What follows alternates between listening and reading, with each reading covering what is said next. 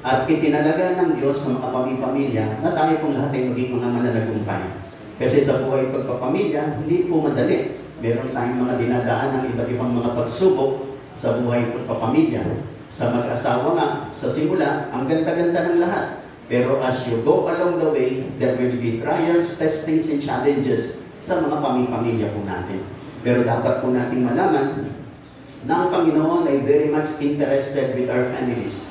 At ang gusto ng Diyos sa ating mga pamilya po ay maging mabungang matagumpay, malakas, at pinagpala ang ating mga pamilya. At gagabayan tayo ng Diyos para ang mga pamilya po natin ay maging matagumpay sa buhay nito at sa mga darating pang panahon. Maaaring ang kaaway po ay gumagawa talaga. No? Ang kaaway ay gagawin niya lahat ng paraan para i-destroy ang mga family. Pero ang Panginoon, gusto niya ang family ay maging matibay at matatag. Kaya nga po mga kapatid, we have a great advantage na tayo po ay nasa Panginoon. No? Maraming mga pamilya na minsan nakikita natin parang maganda sila, parang maayos sila. Pero mga kapatid, ang tunay na kagandahan, kaisa ng pamilya na kay Lord. Na kay Lord mga kapatid. Maraming iba, tingin mo, ang ganda-ganda. Pero pagka wala kay Lord mga kapatid, marupok pa rin mga kapatid. Parang isang magandang gusali, parang ang ganda-ganda sa labas, pero pag dumaan niya ng mga matitinding pagsubok, dyan mo makikita gaano katatag at gaano katibay ang gusaling iyan. Ganon din ang buhay ng ating mga pamilya, lalo na ang mga ama ng tahanan, ina ng tahanan. Dumadaan po tayo sa iba't ibang mga pagsubok ng buhay. At we need to overcome at kinakailangan natin magtagumpay. Magtatagumpay tayo sa tulong ng ating Panginoon. Hindi sa ating mga sariling lakas, kundi sa tulong ng Panginoon. Ang kaaway po, napakarami niyang mga atake sa mga pamilya. Ginagawa niya yung magagandang pamilya, ginagawa niya yung broken family. Dumarating yung mga problema sa kabataan, dumadating yung mga kahirapan, dumarating yung pagkakalayo-layo ng mga pamilya dahil sa mga pagtatrabaho sa abroad. No, marami po na ang kaaway ay ginagawang kaparaanan para sirain ang pamilya. Pero salamat sapagkat kasama natin si Lord para maging mabungat matagumpay ang ating mga pamilya. Amen po ba? Babasa po ako ng ilang talata bago po ako magpatuloy at Deuteronomy chapter 6.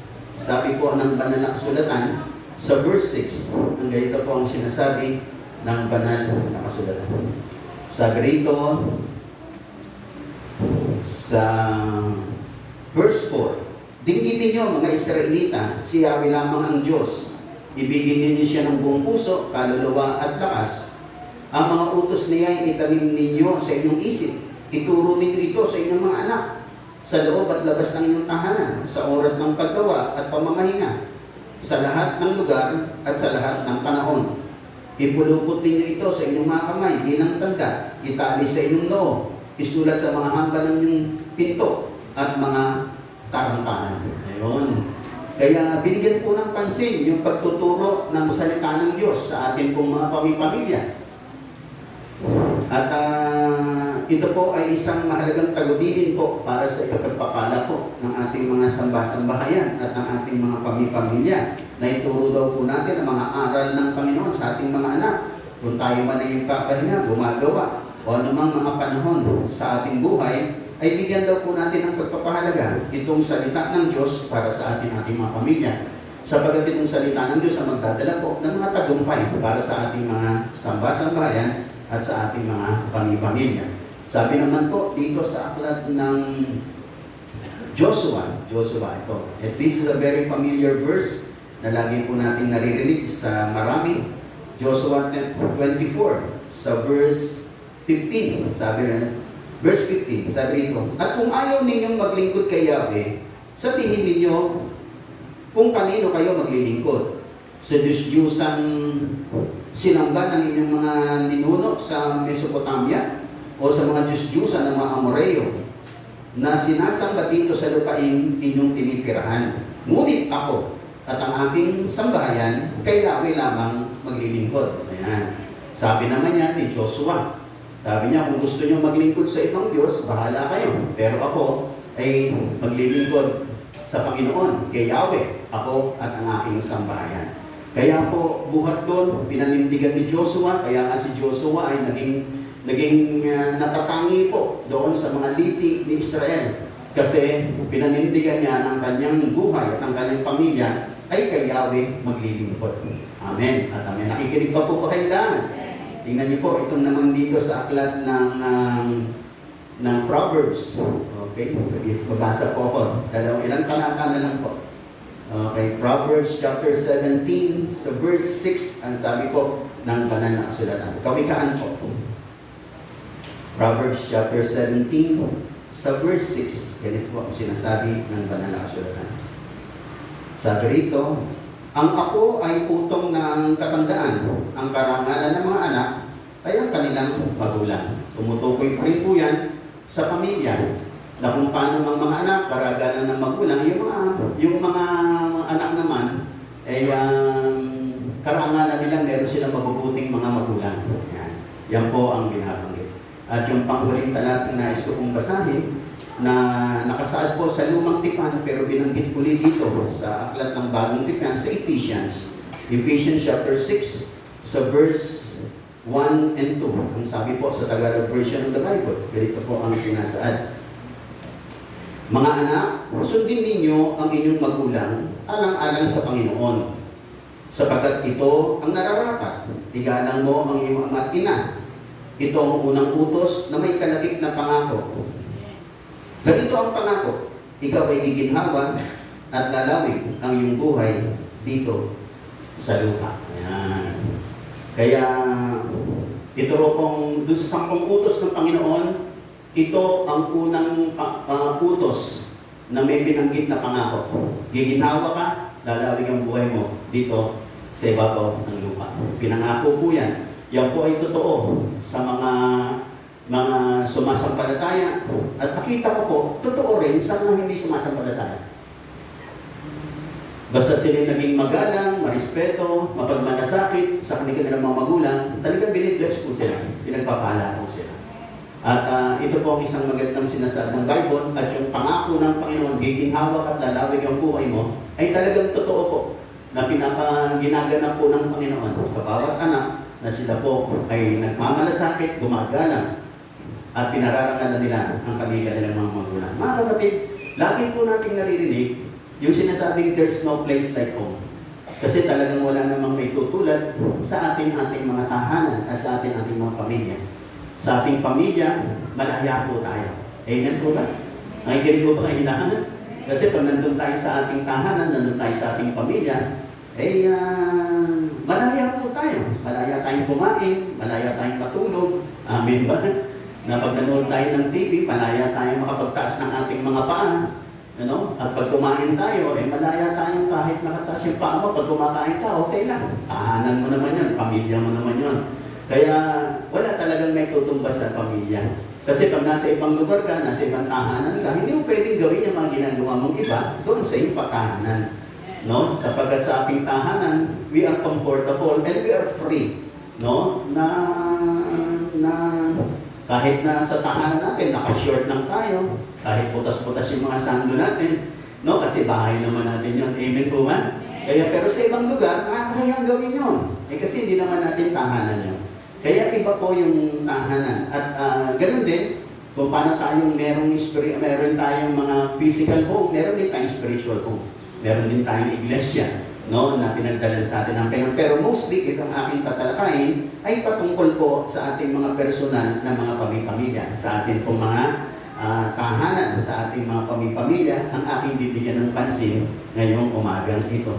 Mga kapatid, tulad ng lagi kong sinasabi, yung sinabi ko po tungkol sa the decline and fall of Roman Empire. Ayon po sa sumulat na si Mr. Gibbon, sa kanyang libro na pinamagatan niya The Decline and Fall of the Roman Empire, binigyan niya ng pansin ang 5 reasons bakit bumagsak ang Roman Empire. At ang number 1 niya roon, broken homes and family. Na kaya bumagsak ang Roman Empire kasi bumagsak ang mga pamilya. Nagkawasak-wasak ang pamilya, ang mga anak ay naging rebelde, hindi sumusunod sa magulang, at ang mga lalaki ay hindi na naging matapat sa kanilang asawa, at nagkaroon na ng maraming mga naging problema sa kanilang tahanan.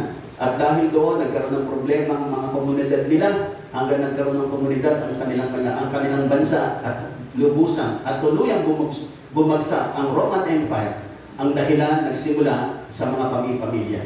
Kaya mahalaga ang pamilya, mga kapatid. And God is concerned with our family.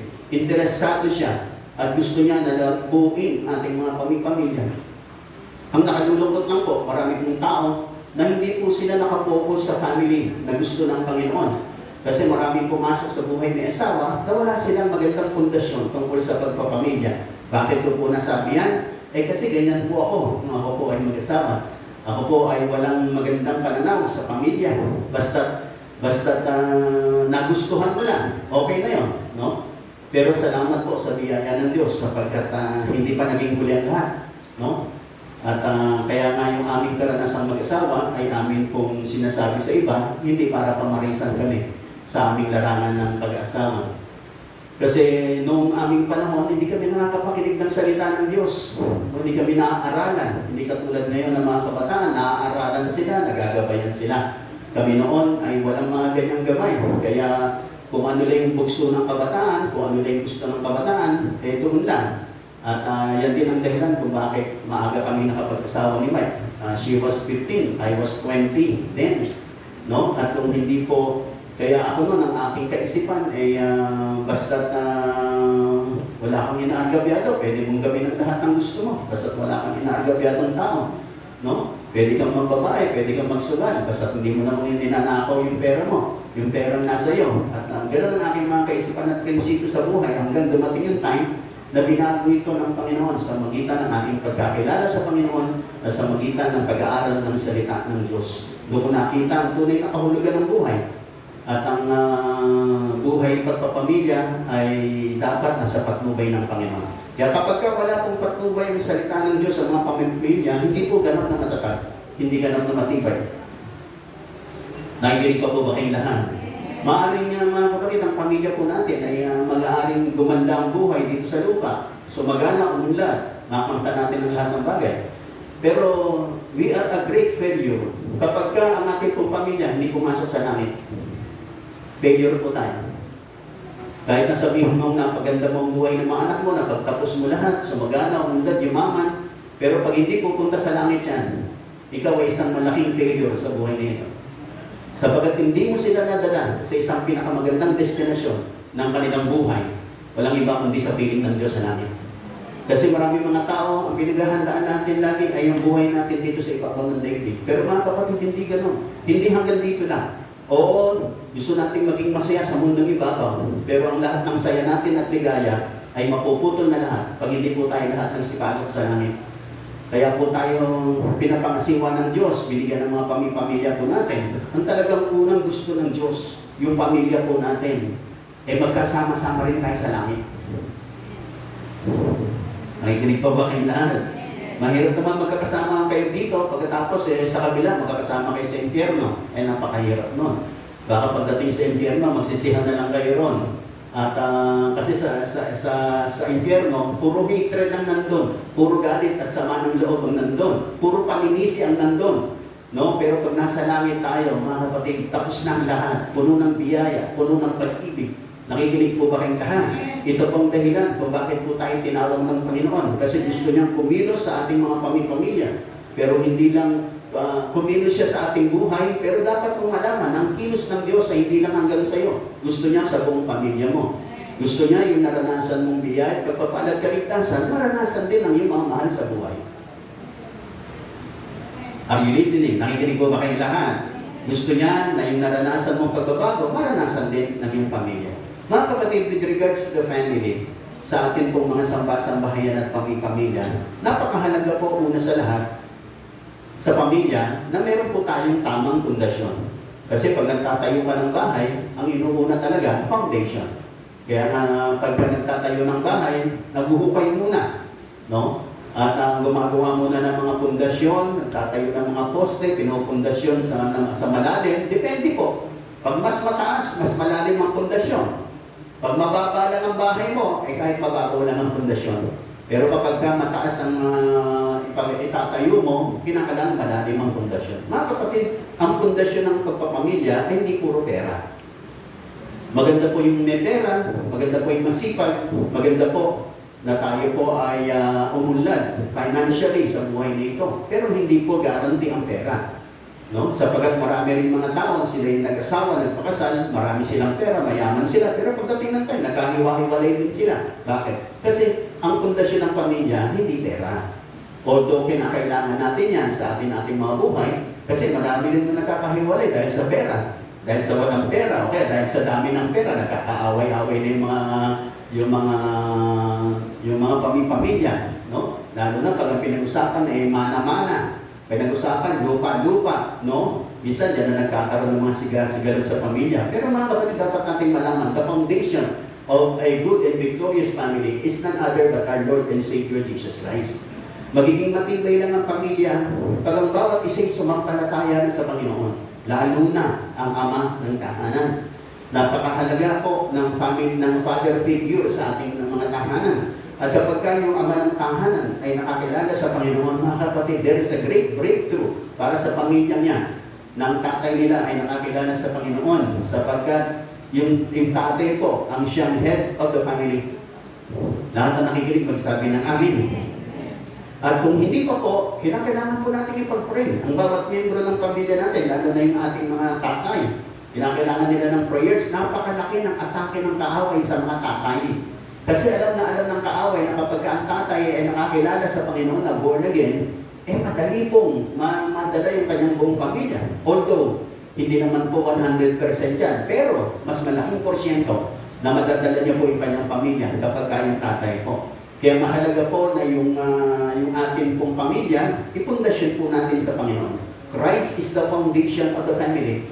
Pag napundasyon ka kay Kristo, si Kristo ang inuna mo, si Kristo ang binigyan mo ng pagpapahalaga sa buhay. At yung pagpapamilya, yung pamilya mo tumitibay, tumatatag. Lahat ng nakikinig magsabi ng amin. Kaya nga po ang mga building, mga kapatid, ang tibay at tatag niyan, asa pundasyon po yan.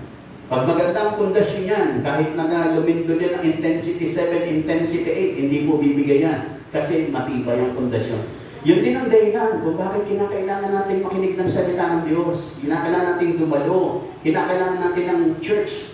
Kinakailangan natin magbasa ng salita ng Diyos. Sa ganun, lumalim ng lumalim ang foundation natin at ang pagkakilala natin sa Panginoon at sa biyaya ng Panginoon. Mahalaga po na lumalim tayo ron. Hindi ibig sabihin na tayo po ay marami nang nalaman, marami nang napakinggan. Okay na yun. No? Total, maganda naman ang buhay ko ngayon. Mga kapatid, hindi po. No? Maganda yung buhay mo, pero kinakailangan mo pa rin si Lord para lalo pang gumanda. Huwag mo akalain pag maganda na ang buhay mo, hindi mo na kinakailangan si Lord, hindi mo na kinakailangan ng church, hindi mo na kinakailangan dumalo. Mga kapatid, wag po, mamamali po kayo dyan. Mamimislet po kayo dyan. Lalayo po kayo, mawawala po kayo sa tamang landas po kapag unti-unti yung nilayo. Ang buhay po natin, lahat ng nasa atin, biyaya po ng Panginoon. At ang lahat ng tinatamasa natin dahil po kay Jesus. Kaya nga mahalaga na magpapatuloy tayo sa Panginoon, mga kapatid. Amen po ba? Nandiyan po ba kayo lahat? At ang buhay po natin, ang pamilya po natin, isalig po natin kay Jesus. Sa Kanya, sa Kanyang salita, paalalayan natin sa panalangin ng ating mga pamilya, at I tell you, mapapabuti ka. Gaganda ang buhay mo, gaganda ang pamilya mo, no? Meron mga problema, mapagtatagumpayan nyo. Dahil sa biyaya at tulong ng ating Panginoon. Nakikinig pa po ba kayo lahat? Kaya nga po mahalaga po yung pundasyon ng pamilya at ang pundasyon ng pamilya ay walang iba kundi si Jesus.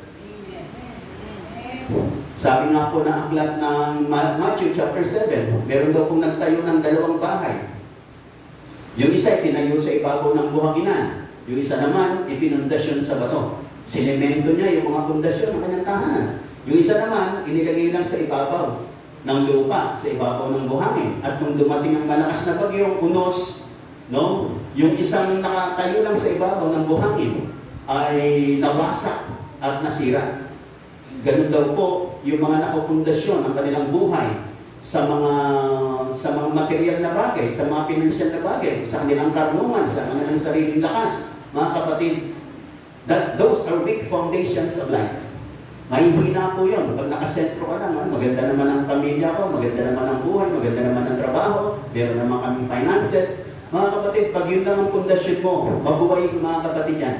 hindi ka ganap na nakapundasyon. Ang tunay na matibay, yung sabi ng banal na kasulatan, nakapundasyon kay Kristo. Nakapundasyon sa salita ng Panginoon. Kaya pag binasa niyo yung Matthew chapter 7, verse 24 to 27, sino yung naging matibay? Hindi nabuwag yung tahanan na yun, despite the storms, despite the winds, no? At malakas na unos, hindi natinag. Yun daw po yung mga taong nakikinig ng salita ng Diyos at nagsasagawa dito. Sila po yung mga matitibay, sila po yung matatatag, sila po yung nakakalampas, sila po yung maging mga victorious sa buhay na ito. And you need to be victorious. Kinakailangan maging mananagumpay ka at managtatagumpay ka sa magitan ng salita ng Panginoon. Amen po ba? Lahat ang masaya magsabi ng amen. Mga kapatid, ang tagumpay po natin, tulad ng binabanggit ko last week, nakabase yan sa desisyon mo kung paano mo tinatanggap ang salita ng Diyos. Apply mo yung salita ng Diyos, magtatagumpay ka. Nakikinig po ba kayong lahat? Minsan ang salita ng Diyos taliwas po sa ating mga kaparaanan. No? Sa salita ng Diyos, pag nagtatagumpay ka, pag nagpapakumbaba ka. Nagtatagumpay ka pag marunong ka magpatawad. Nagtatagumpay ka kapag ka ina-apply mo yung prinsipyo ng salita ng Diyos. Love your enemies. Yung mga ganon. Forgive those who hurt you. No? At kung ikaw ay sa buhay mo, para umangat ka sa taas, you need to humble yourself. Ganun po ang mga prinsipyo ng salita ng Diyos. Pero yan po ang matibay na sandigan para sa ipagtatagumpay ng buhay ng bawat isa sa atin. You need the Word of God. You need Jesus in your life. Kaya nga doon sa wala pa sa Panginoon, kinakailangan mo si Jesus. Sapagat yung mga material na bagay, hindi makapagbigay sa atin ng ganap na katiwasayan at kapanatagan sa buhay na ito. Ang makapagbibigay lang, walang iba kundi ang ating Panginoon. Kaya nasa pamilyang matibay at matatag, a victorious family is founded on the Lord Jesus Christ. Si Jesus ang pundasyon natin, siya ang uunahin natin, siya ang pagpapahalagahan natin, siya ang bibigyan natin ng first priority. At kapag ka ginagawa mo yan, mga kapatid, lalo kang tumatatag, lalo kang tumitibay. And of course, you need to choose Him. Kinakailangan piliin mo siya, piliin mo ang kanyang salita, na siyang i-apply mo sa mga sitwasyon ng iyong buhay at makikita mo, titibay ka, tatatag ka, ikaw at ang iyong sambahayan. Lahat ng naniniwala magsabi ng amen. Ito po mga kapatid, simple lang. Pero minsan kahit simple, pag nahihirapan ng marami. Kasi minsan akala natin, kaya natin, sa husay natin, sa abilidad natin, sa ating sariling karunungan, alam na, parang tingin na iba, kaya ko na yan. No? Mahusay naman ako, magaling naman ako, marami na akong alam. Pero mga kapatid, ang lahat ng kausayan mo, kaalaman mo, kakayahan mo, walang kwenta pag wala si Lord. Minsan isang araw, makikita mo, you will be a failure. Kasi hindi mo na-recognize na ang tagumpay mo at ang katatagan mo ay walang iba kundi nasa ating Panginoon. Lahat ng nakikinig magsabi ng amen. Pagkatapos mga kapatid, sa pagtatayo ng ating pamilya, mahalaga yung foundation, walang iba kundi si Jesus. Pangalawa mga kapatid, sa ating pong pamilya, napakahalaga po ng tinatawag na commitment. Mahalaga yung commitment sa buhay ng mag-asawa. At dapat natin malaman na ang commitment ng mga mag-asawa, hindi lang commitment with one another. Kaya nga binibigyan ko ng pansin pag ako nagkakasal, you are not just committing yourself one to another. You are committing yourselves to God. Tinatalaga nyo yung inyong sarili sa Panginoon. Pag ikaw ay nag-asawa, hindi ka lang may commitment sa iyong asawa. Meron yung commitment sa Panginoon na itataguyod mo yung asawa mo at itataguyod mo yung pamilya. Ano yung commitment? Yung commitment na mananatili ka dyan kahit na may mga problema, kahit na may mga hindi magandang nangyayari. Kasi madaling manatili kapag ka maganda ang mga nangyayari. Kapag ka maayos at maganda yung mga pangyayari sa araw-araw, magandang ugali ng asawa mo, tapos maganda nangyayari sa buhay ninyo, wala pong problema, madali pong manatili kapag ka ganyan. Pero ang problema kapag ka dumating na yung iba't ibang mga struggles, mga tests, trials, testings of life, ay dumating na, pagsubok, problema, tukso, pag dumating na yan, diyan na po. Diyan na matitest, how committed are we to our family. Kaya mayroong iba na hindi nila nakayanan, at sinira po nila yung commitment nila sa kanilang asawa, sinira nila yung commitment nila sa Diyos, ayoko na, maghiwalay na tayo, ayoko na, iwanan ko na kayo, bahala na kayo. Ang totoo, yung commitment, hindi na niya nagampanan. Nakikinig po ba kayong lahat? Mga kapatid, kaya nga yung atin pong yung sa pag-aasawa po, no? Kaya meron pinipirmahang marriage contract, marriage covenant, marriage commitment. Commitment po yan. At ang commitment, hindi ka lang nagko-commit sa panahong magaganda. Nagko-commit ka kahit na sa mga panahong may problema, kahit na sa panahong may bagyo, kahit na sa panahong minsan may mga tuksong dumarating. You are committed to your wife or to your spouse. At meron tayong commitment sa Panginoon. Meron tayong commitment kay Lord. Lord, commitment ko po sa iyo. Hindi ko po iiwanan ng aking asawa. Hindi ko po iiwanan ng aking pamilya. Ano man mangyari. Mananatili ako sa kanila. Sabagat ang lahat ng mga pagsubok ng buhay, lalampas po yan. Dadaan po yan. Para lang bagyo yan. No, dumating man ang isang napakalakas na bagyo, pero paglipas ng isang araw, 2 araw, lalampas na po yan. Minsan nga, oras lang. Kaya nung nakaraang bumagyo ng napakalakas nung nakaraan, di ba? Halos magdamag hanggang umaga, ilang oras din naman. Pero pagkatapos, lumampas na. Ganon din yung mga pagsubok ng buhay na dumarating sa atin. Pero doon matetest, how committed are you with your partner, with your spouse, with your family? And how committed are you with God? Gaano ka ba nakatalaga? Gaano ka ba katatag? Gaano ba yung pangako mo sa Panginoon? Totoo ba? Na mananatili ka. Kaya nga pagka ikinakasal, for better or for worse, in sickness and in health, no? In prosperity and in want. Yan. Till death do you part. Yung mga ganon. Sapagkat ang binabanggit nun is the commitment. Madaling mangako, pero ang pangako, dumadaan po yan sa test. Madali po mangako. Nakikinig po ba kayong lahat? Madali po mangarap. Nangarap tayo. Nangarap ka na magtatapos ka ng pag-aaral. Nangarap ka na tatapusin mo hanggang kolehiyo. Mga kapatid, maganda po yun. Pero hindi naman sa isang igla. Dadaan ka pa rin ng maraming mga seasons sa iyong pag-aaral. Darating minsan wala kang baon. Darating minsan na magugutom ka. Darating minsan na hindi mo na kaya. Darating minsan na puyat ka. Kinakailangan mo mag-review. Dadaan po talaga. At yung makakatapos, yung mga nakalampas. Maging sa magagandang panahon at maging sa mga panahon hindi magaganda, nalampasan nila, yun po yung makakatapos. Ganon din sa buhay pamilya, mga kapatid. Bawat isa po sa atin hindi perfecto. Laging ang pamilya po natin, laging ang asawa po natin, may kakulangan po yan. Kung ako nga, pastor na, meron pa rin mga kakulangan. Hindi pa rin perfecto. Kaya, lahat po ng tao, mayroong mga imperfections talaga. No? Minsan, pag mga boyfriend, girlfriend kayo, wala ka nakikita ng kapintasan sa kanya. Minsan, may nakikita ka rin naman. Pero, mas marami pa yan. Pag nagpasaawa na kayo, mas marami pang lalabas yan. At kinakailangan handa ka na harapin. Kinakailangan handa ka magpasensya, handa ka mag-adjust, handa ka magpatawad, handa kang tanggapin yun. No? At pakisamahan siya sa hirap at ginhawa. No? Sapagkat sa buhay na ito, walang perfecto mga kapatid. Walang perfecto. Kaya lang po tayo tumitibay, tumatatag dahil sa biyaya po ng Panginoon. Amen po ba?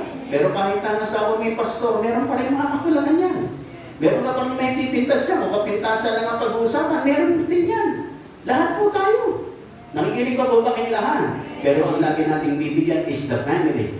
That itong pamilyang to na inilagay ng Panginoon sa akin, this is a victorious family. Ito'y matagumpay na pamilya. Kasi pag matagumpay na pamilya yan, magiging prosperous family po yan. Pag matagumpay yan sa mga pagsubok ng buhay, ay makikita mo magpa-prosper po yan. At mararanasan niya yung abundant and glorious life na nilalaan sa kanya ng Panginoon.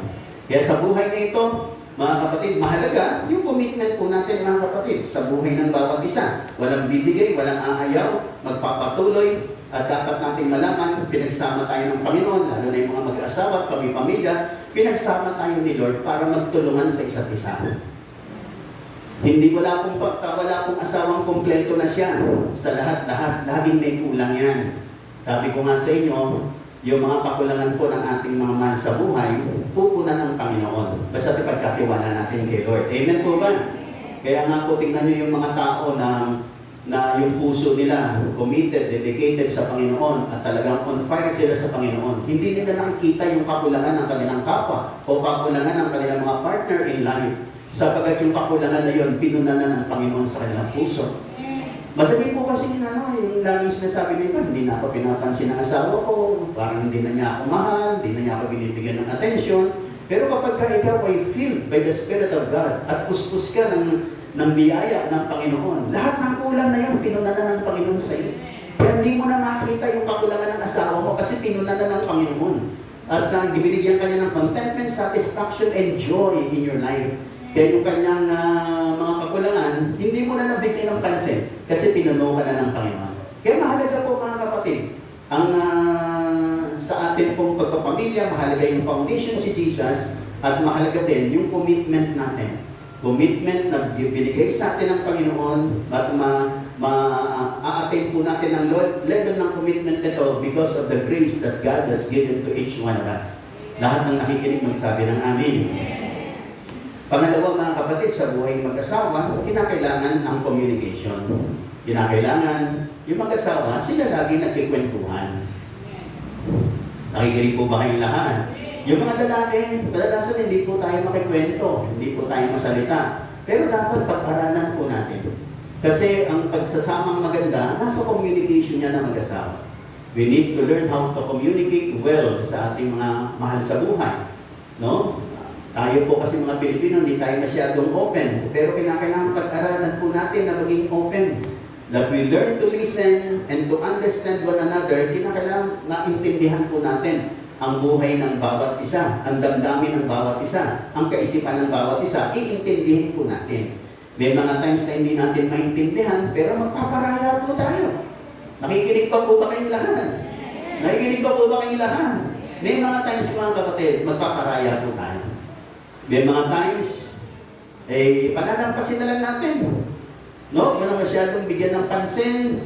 No? Talagang minsan, lalo na yung mga lalaki, may mga moods yan. Mga babae, may mga moods din yan. Minsan, may mga time yan na moody. Di pagpasensya mo na lang. Lampasan mo na lang. Huwag mo na masyadong bigyan ng pansin.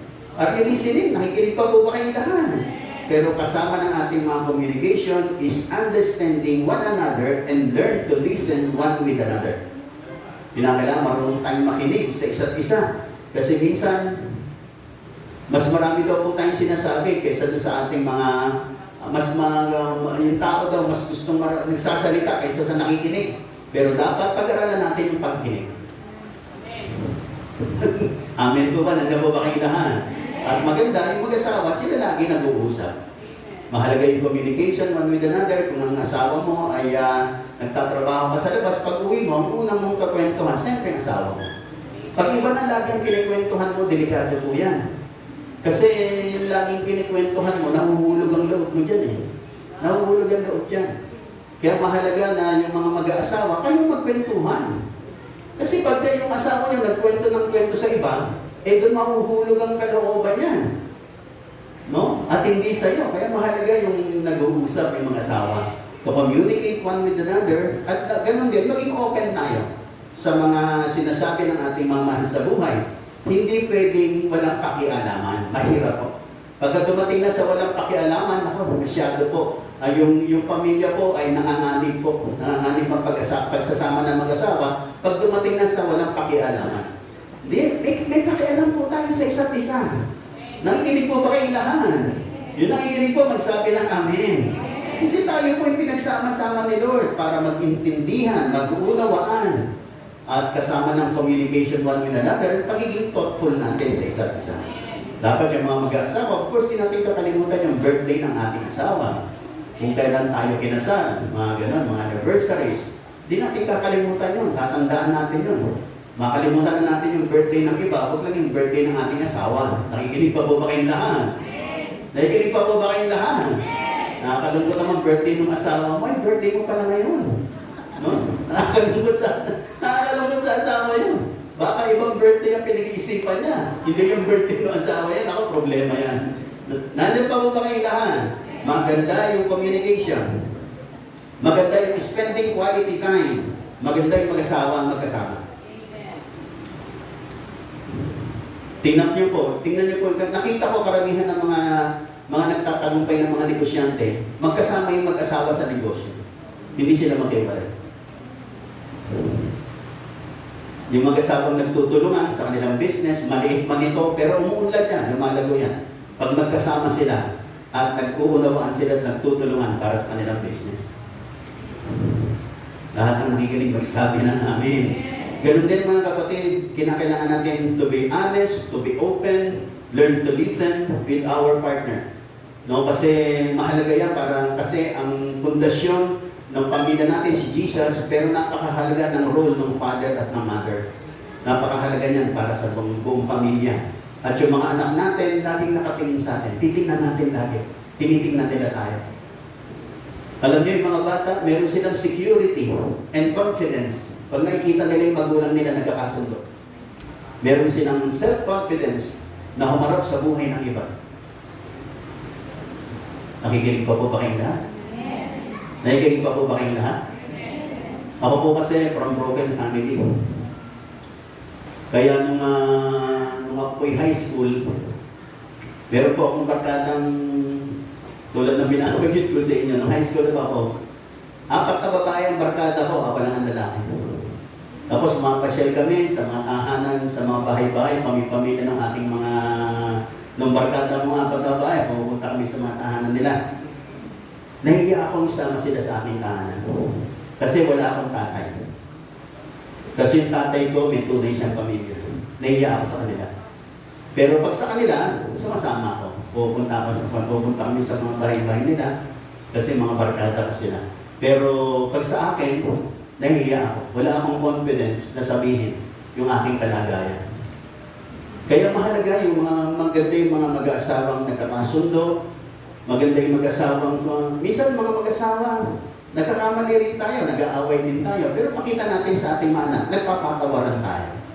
At nagkakaunawaan tayo, patuloy tayong nagmamahalan. Ganun po. Lagi natin sinasabing iniiwasan natin lagi. Yung sinasabi natin huwag mag-aaway sa harap ng ating mga anak. Pero minsan dahil sa silakbo ng damdamin, nakakapag-away pa rin sa harap ng mga anak.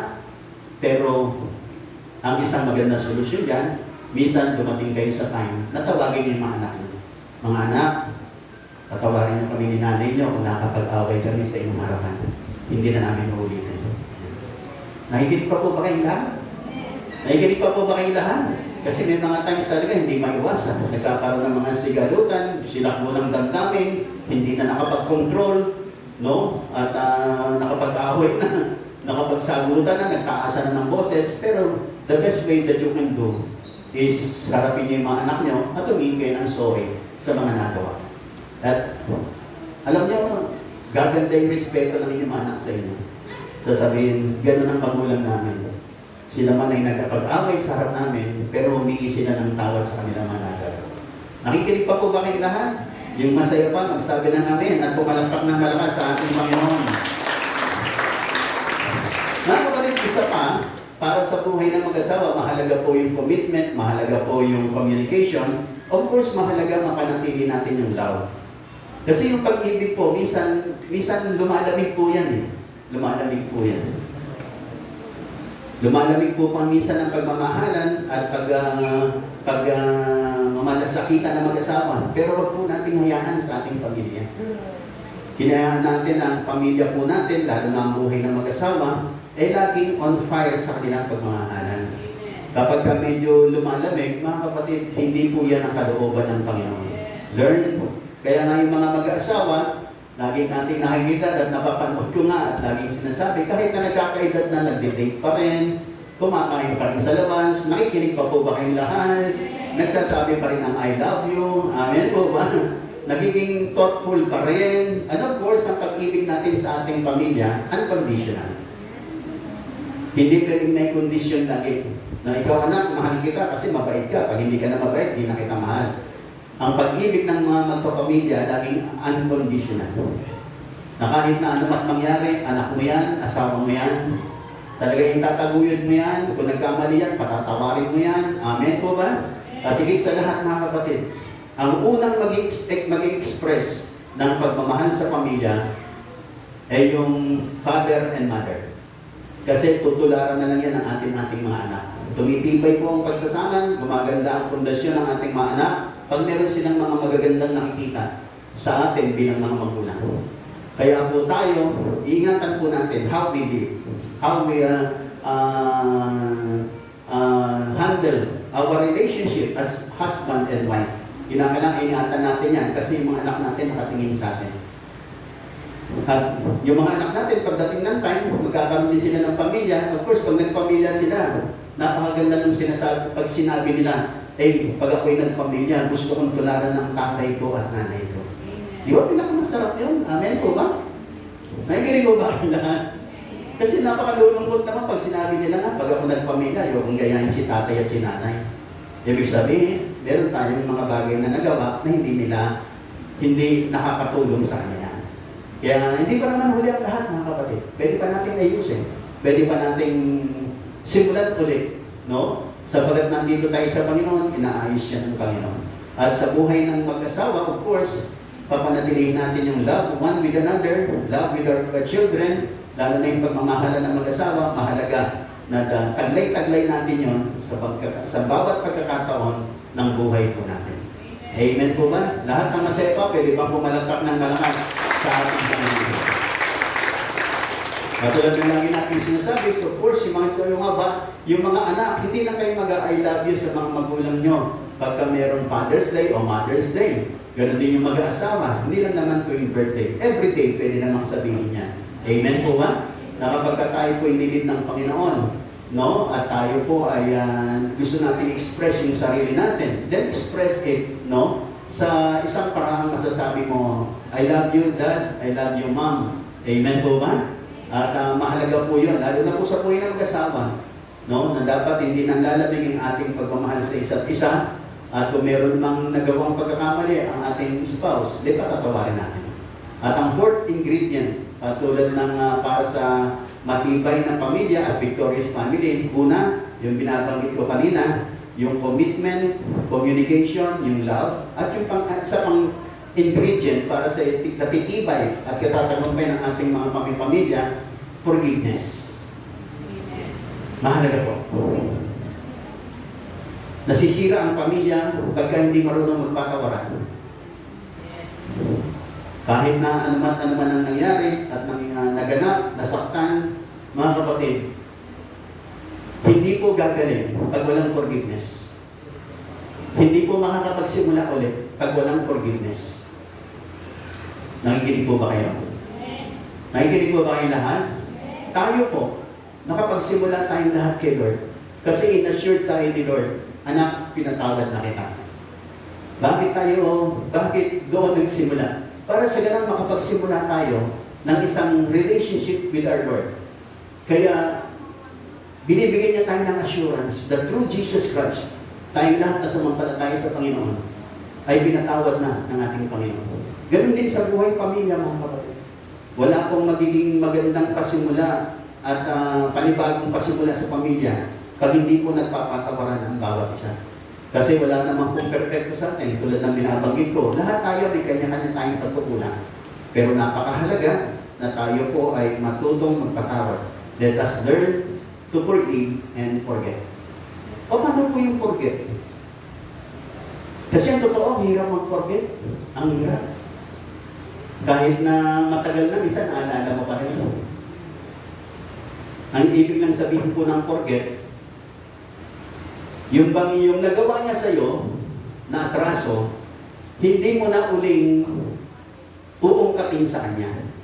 Although naalala mo pa rin, pero hindi mo na gagamitin laban sa kanya. Although naalala mo pa rin. Kasi si Lord, lagi natin sinasabi, pinatawad na tayo ni Lord. Ibig bang sabihin, pinatawad na ni Lord, kinalimutan na ni Lord. Sabi nga ng Bible, I will remember your sins no more. Pero ang totoo, hindi nakakalimutan ni Lord yun. Alam ni Lord. Hindi niya nakakalimutan. Kaya lang, hindi na niya ginagamit laban sa atin. Isinaisang tabi na niya. Pero pag sinabi natin nakalimutan na ni Lord, ang totoo, naalala naman niya yun eh. Ang sinasabi lang natin, hindi na niya pinorget na niya kasi hindi na niya ginagamit laban sa atin. Na lahat ng ating kasalanan, dahil binayaran na ng dugo ni Kristo, pinatawad ng lahat. At sabi ng Hebrews, I will remember your sins no more. Hindi ko naaalalahanin. Pero alam ni Lord. Kaya lang hindi na niya inaalala at hindi na niya ginagamit laban sa atin. Ganon din tayo as we forgive and forget. Yung nagawa niyang masakit sa atin, hindi na natin papaalala sa Kanya. Ganun lang yun. Pero maaalala mo pa rin kasi. Pero hindi mo na gagamitin sa kanya. Ibig sabihin, isang tabi mo na, yun ang sinasabing, kinalimutan mo na. Nakikinig pa po ba kayong lahat? Nakikinig pa po ba kayong lahat? Kasi baka iniisip natin, forget. Talagang totoo, makakalimutan lang natin talaga lahat ng iyon. Pag nagka-amnesia tayo, wala na tayo talagang maalala. Pero hanggat hindi tayo nagka-amnesia, nandyan pa rin yan. Lahat ng masika pa magsabi ng amen. Mga kapatid, ito po ang isang gusto ko pong lahat ng masaya magsabi ng amen. Mga kapatid, sa buhay po natin ito, sa mga pagkakataon ng buhay natin, may mga times talaga nadadapa po tayo. Nagkakamali po tayo. Merong mga conflicts, may mga storms of life. Ako, sa aming mag-asawa, marami rin kaming dinaanan. May time, naghiwalay na rin kami. May time, grabe talaga yung nagawa kong kasalanan sa asawa ko. Grabe. Pero salamat sa kanya, sa biyaya ng Diyos sa kanyang buhay para magpatawad. Makikinig pa po ba kayong lahat? Mga kapatid, kung kayo po ay desidido na talagang yung pamilya niyo tumibay, tumatag, gumanda, at maging victorious ang yung family, you need to learn to forgive. Kalimutan na po yung mga nakaraan. Amen po ba? Nandyan pa po ba kayong lahat? Kasi walang brand new start without forgiveness. Hindi po makakapagsimula mali pag walang pagpapatawad. Tindiyakin lang natin na pag pinatawad tayo sa isang bagay, huwag na natin uulitin. Huwag na natin babalikan. Nakikinig pa ba kayong lahat? Nakikinig pa po ba kayong lahat? Kung pinatawad na tayo ni Lord sa kasalanan iyon, huwag na natin balikan. Kasi mahirapan lang po tayo. Masasaktan lang po tayo. Pagpabalik-balik po tayo sa isang kasalanan at isang pagkakamali, masasaktan po tayo. At ang isang nakakalungkot pa, makakasakit tayo. Masasaktan ka, makakasakit ka. Pero wag po natin hayaan yan. Lalo na po pang pinag-uusapan ay ang atin pong mga pamilya. Mga kapatid, lalo na sa buhay mag-asawa, dapat natin malaman na ang buhay mag-asawa, hindi po duet po yan. At saka hindi lagi yung kung sino ang tama. Minsan kahit tayo ang tama, kung kinakailangan magpakumbaba tayo para mawala yung tensyon, tumahimik na lang po tayo. Amen po ba? Para lang maayos, mapasimulan. No? Are you listening? Are you listening? Sa buhay mag-asawa mga kapatid, lagi kong sinasabi, mga fathers, mga tatay, sa mga problema ng pamilya, para sa kalutasan ng lahat ng mga problema, ang first move lagi dyan, yung lalaki. Yung lalaki. Huwag mong hintayin yung asawa mo unang mag-move para sa kaayusan ng pamilya. Tayo pong mga lalaki, ang binigyan po ng Panginoon, ng authority, at binigyan ng kapamahalaan na pag may problema, tayo ang unang mag-first move, tayo mag-i-initiate para sa kaayusan ng problema.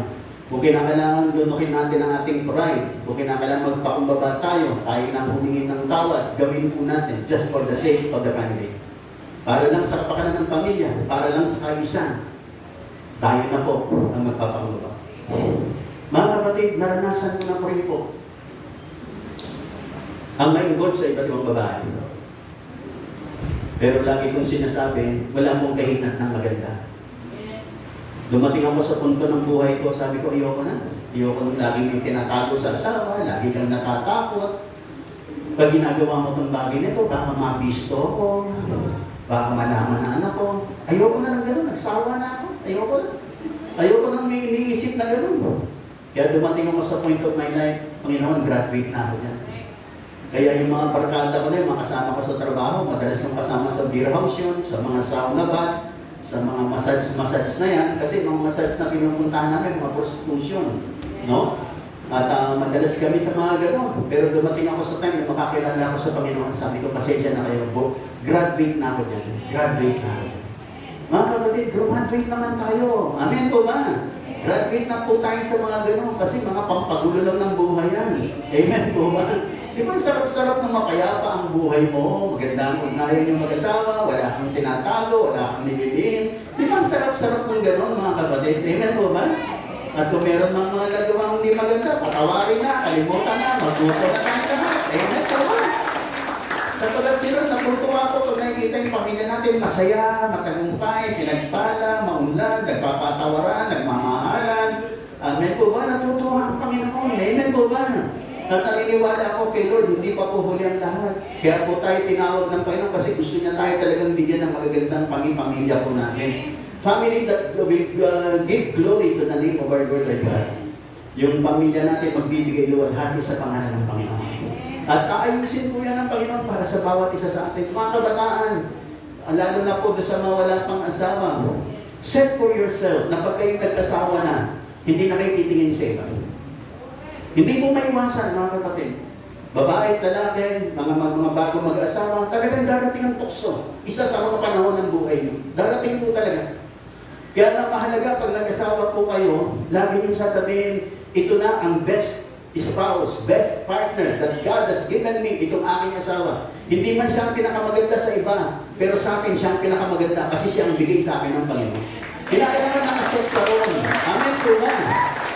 Para pag may nakita kang mas maganda, sasabihin mo lagi, mas maganda yung binigay sa akin ni Lord. Dapat nakaset ang puso mo roon. Amen po ba? Nakikinig po ba kayong lahat? Sapagkat ang beauty is in the eye of the beholder. Yun natin sinasabi. Yung maganda, nasa mata yan ang tumitingin. At dapat yung ating paningin, pagtingin natin sa kalooban ng Diyos, na ipinagkaloob niya sa atin. Kaya kung ikaw medyo nag-wait pa yung mo, yung mga desisyon mo, huwag mo nag-aasawa. Pag immature pa yung damdamin mo, madali kang magtampo, maging nanakit, di ka marunong magpatawad dahil nung kabataan mo, kabinataan mo, pag hindi mo pa napagtatagumpayan yan, huwag ka mag-aasawa. Kasi isa-isang araw, masasaktan ka ng asawa mo.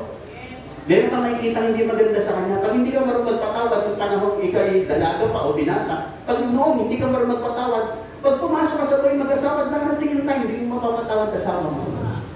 Kasi noon hindi ka marunong magpatawad. Eh lalo na to. The closer, mas malapit sa'yo, pag nasaktan ka niya, mas malalim. Mas malalim. Eh yung ibang mga malalayo sa'yo, masaktan ka nila, mababaw lang. Amen po ba? Amen po ba? Tingnan mo yun, pag pinana ka, malayo siya sa'yo. Pag tumama sa'yo, mababaw lang. Malayo eh. Pero yung malapit, pag pinana ka niya, malalim. Ang sulit. Amen po ba? Amen po ba? But you need to learn to forgive. Kasi mabubuwag ang pamilya mo kung hindi ka marunong magpatawad. Mabubuwag ang anumang relasyon pag walang pagpapatawad. Maging ang mga relasyon ng mga magpapamilya, relasyon ng mga magkakaibigan, pag hindi marunong magpatawaran, mawawasa. Hindi na muna siya kaibigan pagdating ng panahon. Bakit? Hindi nakapagpatawad. Kaya nga, before you enter dito sa buhay ng mag-asawa, dapat marunong magpatawad. Dapat emotionally mature. Dapat mature emotionally. Pag hindi, mahirap mga kapatid. Kasi sa malawat madali, may makikita kang mali sa iyong partner, sa iyong asawa. May mamamali yan. May time masasaktan ka niyan. Pero dapat you learn to forgive. And you learn to forget. Lahat na nakikinig na sabi na namin. Mga kapatid, ako po'y magtatapos sa ilang mga bagay. Pagkatapos ng 4 na ingredient na yun, ang pundasyon mga kapatid, ng ating pamilya, ng ating tahanan is Jesus. Tapos hayaan natin magkaroon ng mga ingredients, the walls of commitment, communication, love, and forgiveness. Lagyan natin ang bubungan. Kasi nagsimula ako sa pundasyon, pagkatapos yung walls, yung mga dingding ng ating ingredients na katulad sa mga dingding na ito, may 4 kasi ito sa harap, sa likod, sa kaliwat, sa kanan. Yun yung 4 na binabanggit ko, yung commitment, communication, love, and forgiveness. Yung 4 na yun. Ngayon, sa kabuuan ng isang tahanan binubuo natin, ang bawat tahanan, ang bawat bahay may bubong. Ayan, ito yung bubong. Lahat na nakikinig nagsabi ng amin. Ang bubong ng ating tahanan is the grace of God. Ang biyaya ng Panginoon. Nandiyan ang biyaya ng Diyos sa ating mga buhay. Pero sa magitan ng biyaya ito ng Panginoon, mga kapatid, ipagpapatuloy po natin tumanggap ng biyaya at lalakad po tayo sa ating mga buhay panalangin. Napakahalaga sa katatagan ng pamilya ang pagpanalangin ng mag-asawa. You need to learn to pray na magkasama? Kahit na simple lang, kahit 5 minutes lang a day, mahalaga nag-pray kayo mag-asama. Mag-pray kayo mag-asama. Kasi iba yung magkasama kayo nagpe-pray. Although meron po tayong mga personal prayer, no? Meron tayong mga personal prayer, pero iba pa rin yung magkasama yung mag-asama. Tuloy niyo po yung mga personal prayers, pero make it a point na meron kayong time to pray with your spouse and with your partner. Prayers. At yung prayer na yon ay para po sa buong pamilya. Mahalaga rin na yung buong pamilya, may time sila to pray with the whole family. Pero mahalaga yung nagpe-pray mag-asama.